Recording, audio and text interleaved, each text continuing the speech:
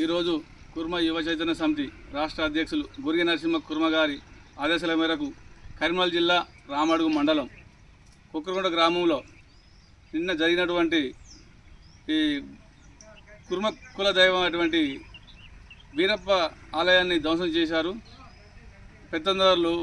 నిన్న చేసిన ధ్వంసం మా జగిత్యాల జిల్లా గోల్లపల్లి నాయకులు అలాగే కరీంనగర్ జిల్లా కుర్మ నాయకులు వచ్చి పరిశీలించడం జరిగింది. ఇది ఏదైతే ఈ కుక్కరకొండ మన వీరప్ప స్వామి ఆలయాన్ని ధ్వంసం చేసిన వారి పెత్తందారులపై అధికారులు వెంటనే స్పందించి దీన్ని వాళ్ళను అరెస్ట్ చేసి ఈ గుడిని మళ్ళీ పునర్నిర్మాణం చేయాలని ఈ మీడియా ద్వారా నేను కోరుకుంటున్నా.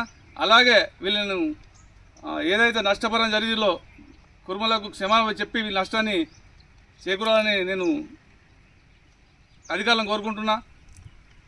తక్షణమే ఇటువంటి నిమ్మకు నీరెత్తినట్టు వ్యవహరిస్తే మాత్రం రానున్న రోజుల్లో జిల్లా స్థాయి కాకుండా రాష్ట్ర స్థాయిలో కుర్మలు అందరూ ఏకమై దీన్ని ఏకదాడిగా ముందుకు వచ్చి కలెక్టరేట్ ముట్టడి కావచ్చు, ధర్నాలు చేయవచ్చు.